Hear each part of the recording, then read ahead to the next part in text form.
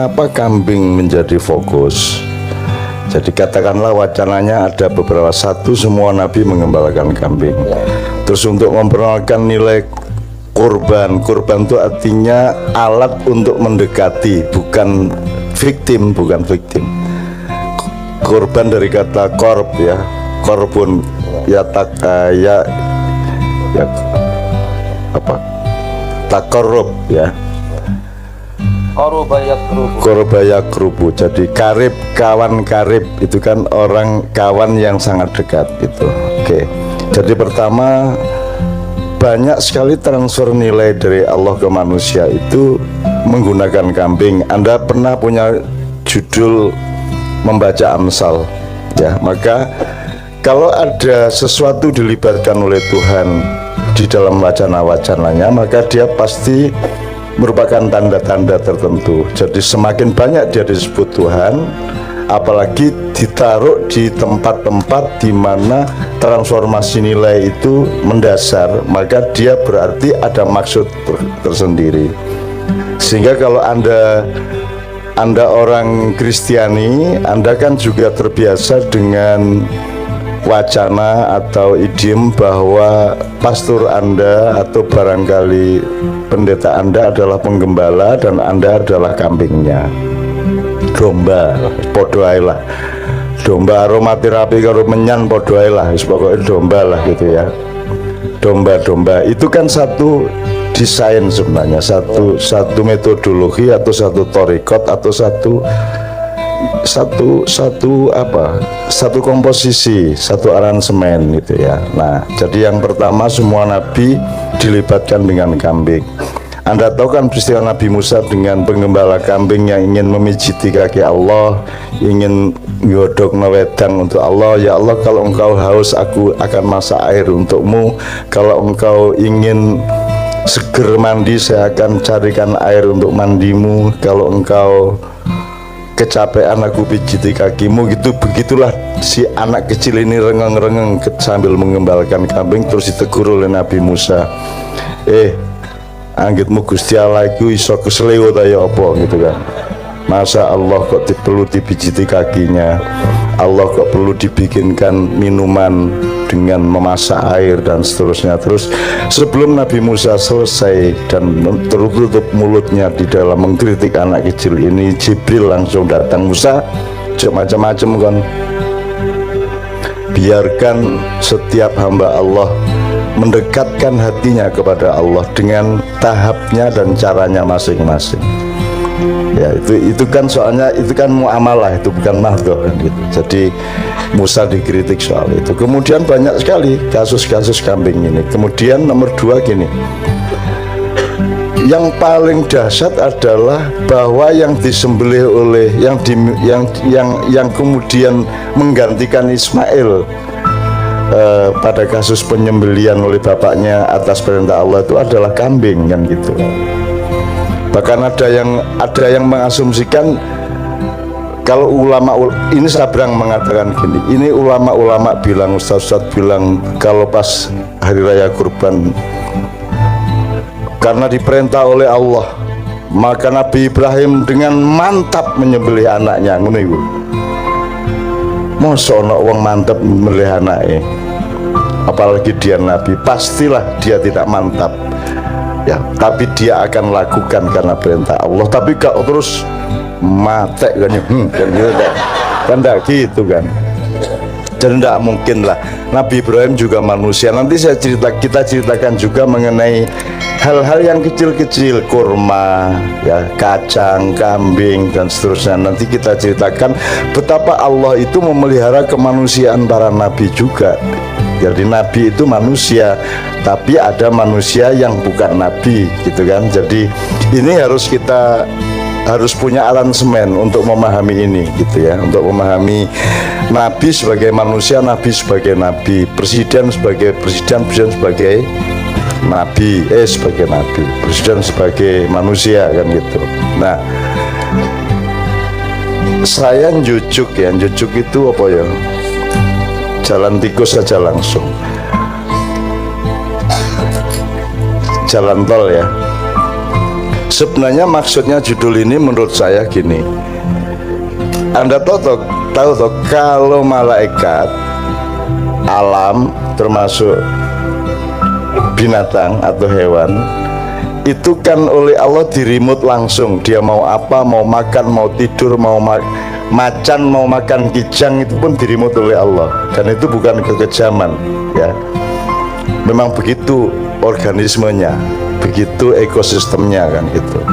Kalau Anda menuduh itu kekejaman, berarti Anda menolak neraka, karena neraka itu sangat kejam. Padahal neraka itu adalah alat pembersihan, alat netralisasi. Anda dari minus sekian dimasukkan neraka menjadi nol kan begitu. Tinggal berapa minusnya berapa kan gitu. Makanya sekarang jangan banyak-banyak minus, jangan banyak-banyak utang. Ya supaya nanti nggak terlalu lama nerakanya kan gitu. Jadi kambing sangat dilibatkan di dalam apa namanya hidayah ilmu Allah kepada manusia. Nah, kita sekarang tahu kambing alam malaikat itu kan ya'malu ma yu'marun, hanya melakukan yang diperintahkan oleh Allah. Tapi begitu kambing disentuh oleh manusia, dia dicampuri oleh kehendak manusia, kan gitu. Tidak ada binatang makan melebihi yang dibutuhkannya, ya.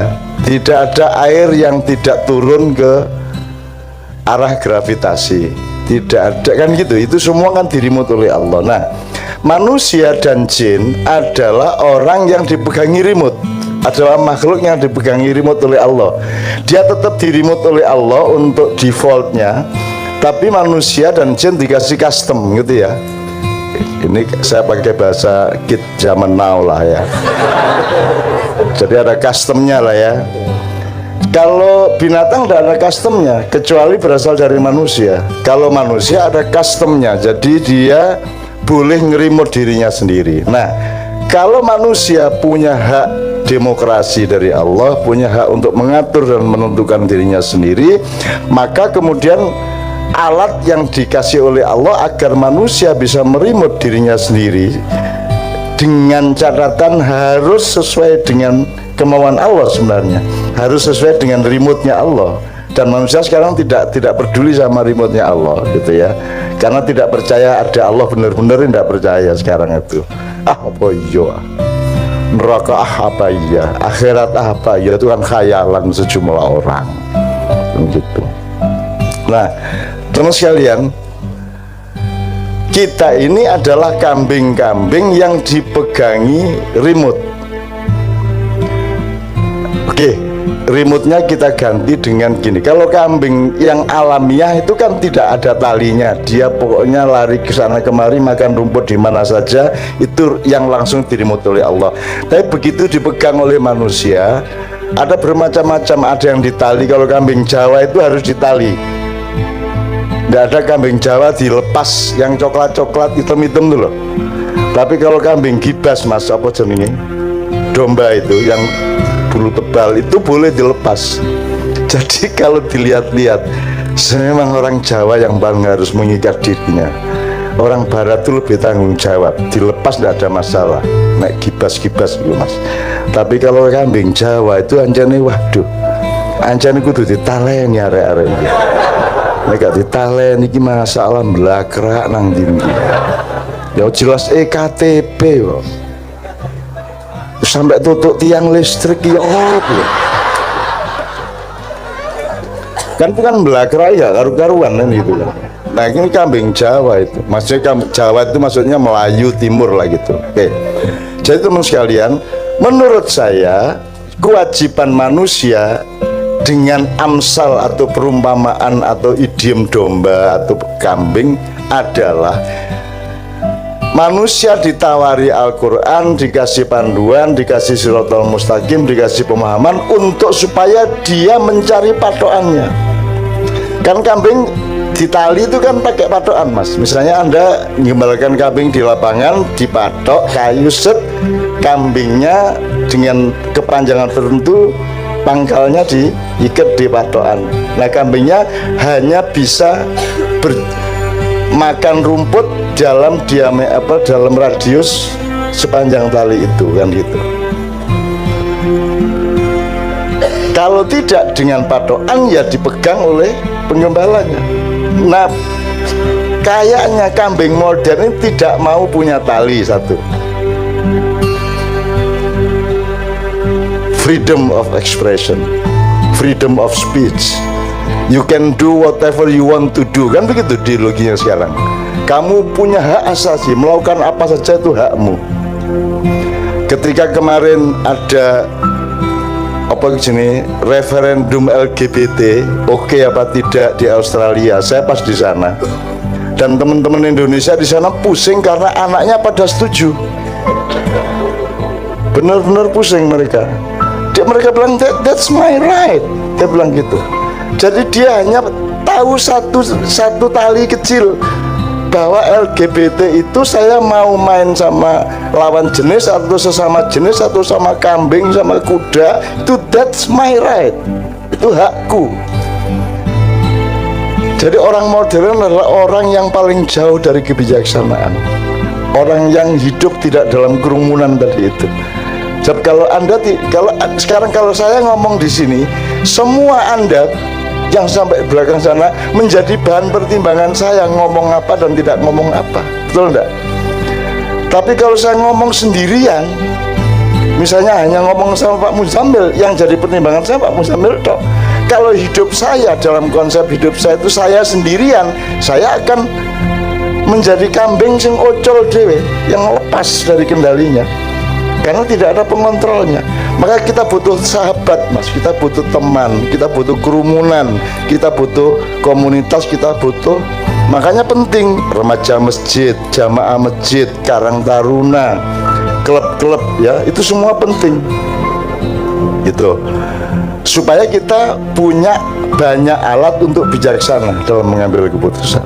Nah, kembali ke kambing, kita adalah kambing yang sekarang ini di masa modern tidak mau ada talinya di leher kita. Kita mau bebas, betul enggak? Dan kita juga tidak punya patokan. Patokan itu apa tuh, Mas? Patokan itu apa? Itu pangkal nilai, betul enggak? Disitulah kita berpedoman. Patokan itu, patok apa ya namanya itu? Pancang.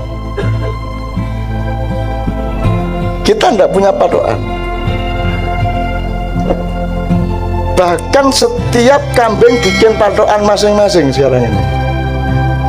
HTI punya patokan dewe, NU punya patokan dewe, Tito punya patokan dewe, Ma'ruf Amin punya patokan dewe. Padahal patokan kita sebenarnya adalah Pancasila. Tetapi Pancasila yang kita jadikan kambing dan harus ikut patokan kita tuh sekarang kan gitu. Kita ngomong Bhinneka Tunggal Ika sambil benci kepada salah satu di antara kita, betul enggak? Sambil mengusir di antara kita. Kita ngomong persatuan, kesatuan, tapi sambil membuang sebagian dari diri kita. Sudah 2 kali di Ma'ian saya mengatakan ini kalau diteruskan ini akan terjadi perang horizontal antara NU dengan FPI, HTI dan seterusnya. Kalau diterusin. Dan di manakah aku akan berdiri? Apakah aku akan membela FPI? Tidak mungkin karena NU saudaraku. Apakah aku akan membela NU? Saya tidak mungkin karena FPI juga anakku. Nah, kalau itu anakku, semua manusia, semua bangsa Indonesia, semua adalah hamba Allah, semua adalah orang-orang yang harus kita cintai. Kenapa pemerintah memusuhi rakyatnya sendiri? Kan gitu. Karena pemerintah patokannya adalah kekuasaannya sendiri, ambisinya sendiri. Seharusnya kita punya patokan bersama. Maka Pancasila itu kita pelajari benar. Selama ini Pancasila kan tidak kita pelajari, dia cuma merah putih, pokoknya tidak kuning, tidak hijau gitu, tak tahu. Tapi muatan kuning dan hijau, muatan merah dan putih kan tidak peduli kita. Kan merah putih itu kan sama dengan Pancasila. Pokoknya dia pedoman kebersamaan kita, merah putih, menurut. Pokoknya kalau kuning nggak boleh, kalau hijau nggak boleh. Apalagi ada tulisan La ilaha illallah Muhammadur Rasulullah. Kan gitu. Tidak penting merah maknanya apa, putih artinya apa, tidak penting. Yang penting pokoknya merah sama putih. Pancasila juga itu tidak penting isinya apa, yang penting harus Pancasila. Akhirnya Pancasila bukan maknanya yang penting, tetapi bahwa dia diklaim oleh yang berkuasa untuk mentidakkan yang lain, kan gitu. Itu yang oleh Al-Quran dipertemukan masyarakat semacam itu dengan Nabi Zulkarnain yang disebut la yafqahuna qaulan. Dan sekarang ini sudah meningkat, tidak hanya la yafqahuna qaulan, tapi la yafqahuna halan atau ahwalan. Tidak hanya tidak paham kata-kata, tapi juga tidak paham peristiwa, tidak paham kejadian, tidak paham perbuatan, tidak paham tindakan, tidak paham lelaku. Lebih tinggi lagi lelaku itu. Oke ya. Jadi teman sekalian, ma'iyah ini apa? Ma'iyah ini di ma'iyah kita itu belajar mengetahui patokan hidup kita apa, kan itu. Cuman itu dok. Terus kita belajar mengukur tali kita sendiri. Tali kita sepanjang apa, kita yang menentukan sendiri. Kalau di pengajaran agama yang lain, kamu dibikinkan tali oleh ustadz segini gitu. Di sini saya tidak mau bikin tali. Anda menentukan talimu masing-masing, mau 3 meter, 4 meter, 5 meter, tergantung kapasitasmu. Engkau yang mengetahui kapasitasmu masing-masing. Gitu loh. Kamu jangan panjang-panjang juga talinya, nanti kamu ketemu sama rumput bermacam-macam, ketemu alang-alang, ketemu macam, gak siap kamu. Maka bikinlah tali yang lentur supaya kamu bisa menentukan seberapa panjang tali hidupmu itu sebagai kambing, supaya kamu tetap selamat bergaul dengan kerumunan rumput-rumput yang sehat dalam hidupmu. Itu kesimpulan mengenai kambing kira-kira. Maka the show must go on. Itu artinya adalah kambing-kambing harus terus-menerus menentukan patokannya apa hidupmu ini. Kalau hidupmu pribadi apa, keluarga apa, masyarakat apa, umat apa, rakyat apa, negara apa, pemerintah apa, harus punya patokan. Selama ini yang terjadi patokan adalah kehendak dan kepentingannya masing-masing, itu patokannya. Maka ilmunya juga tergantung kepada kepentingannya. Maka kalau pakai pengembangan istilahnya Sabran, kan dalam dunia modern ada sudut pandang, ada sisi pandang, ada, kemudian Sabrang menambahi ada jarak pandang, resolusi pandang, ya. Terus cara pandang. Sekarang yang terjadi adalah kepentingan pandang, memandang sesuatu berdasarkan kepentingannya, kan gitu. Yang tampak adalah, nah Anda orang ma'iyah kalau bisa jangan pakai kepentingan pandang. Anda ke ma'iyah ini kadang-kadang, mungkin masih kebanyakan ya, seperti orang masuk hutan cari duren. Mungkin Anda dapat duren, tapi Anda rugi karena Anda tidak memperhatikan yang lain-lain. Anda tidak berkerumun dengan hutan rimba. Hutan rimba itu begitu luasnya dan begitu banyak kemungkinan nilai-nilainya yang Anda bisa dapatkan.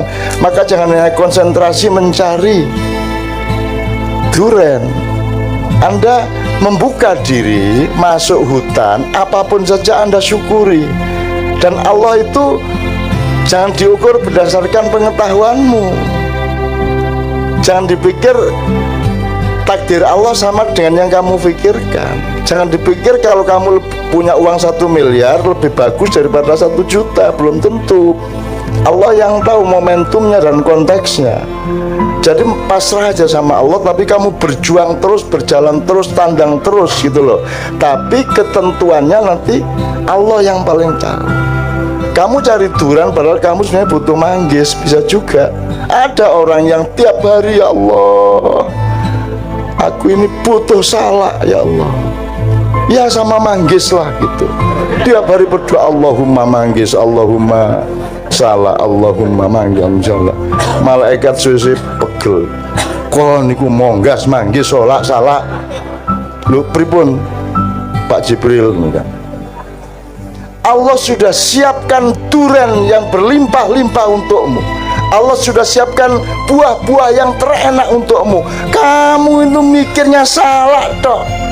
Kan begitu. Ada orang yang begitu.